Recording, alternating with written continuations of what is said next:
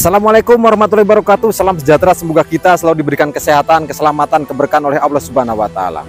Oke sahabat, berjumpa kembali dengan kami Nur Yaman Channel. Di video kali ini kita akan membuka sebuah misteri Jawa kuno sahabat, yang di dalamnya ada perjanjian antara Syekh Subakir dan Sabdo Palon sahabat. Dan perjanjian tersebut merupakan cikal bakal penyebaran Islam di tanah Jawa ini. Seperti apa perjanjiannya? Nanti kita akan kupas tuntas di video ini. Dan tentunya semua sahabat penasaran dengan penayangan kami kali ini. Oleh karena itu tonton terus videonya. Namun jangan lupa di like dan subscribe channelnya, supaya kami bisa lebih bagus menayangkan video yang bermanfaat untuk semua.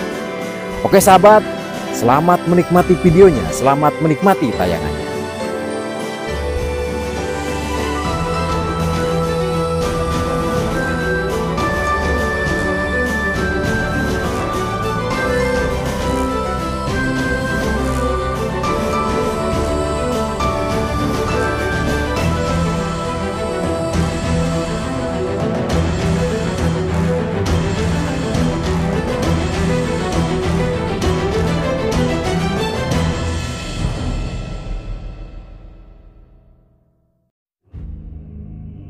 Oke sahabat, kisah mengenai Jawa kuno memang masih menjadi misteri hingga saat ini.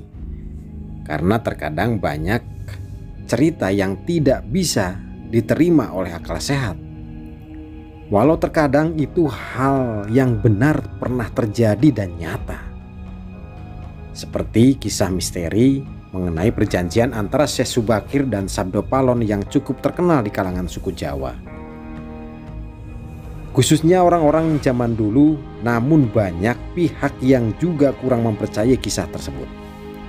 Namun di sini kita akan mencoba menceritakan secara singkat mengenai isi perjanjian tersebut sahabat. Dikisahkan dahulu ada seorang ulama besar bernama Syekh Subakir yang mempunyai peranan yang sangat besar dalam membangun peradaban manusia di Pulau Jawa.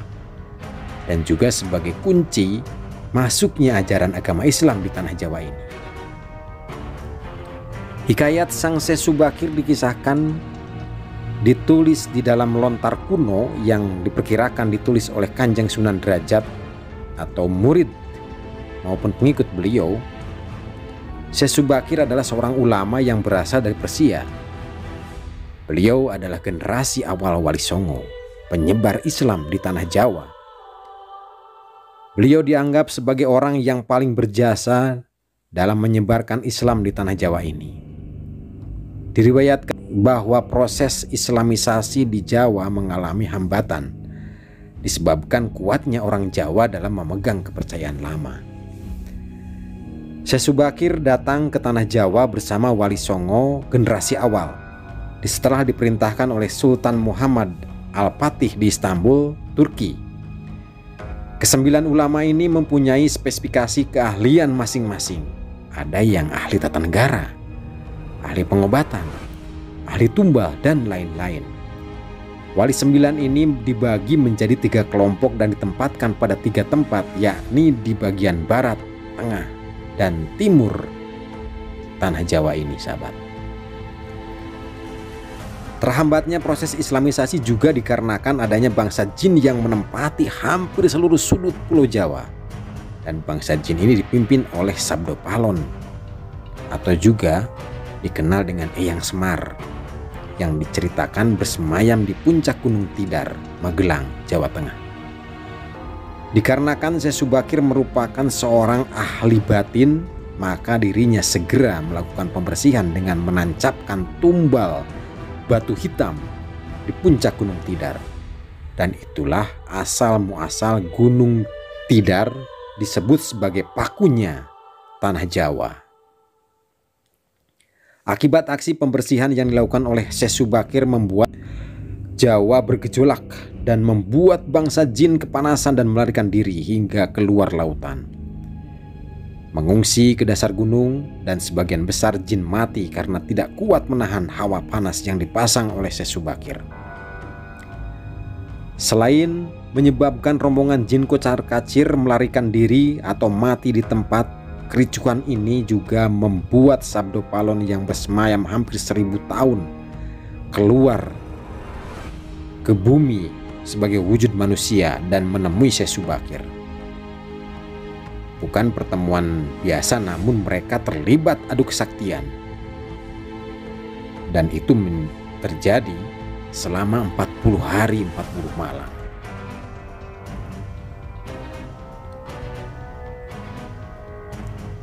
Namun karena kewalahan, akhirnya Sabdo Palon pun melakukan gencatan senjata dan mengajak Syekh Subakir untuk membuat kesepakatan mengenai syarat-syarat penyebaran Islam di tanah Jawa.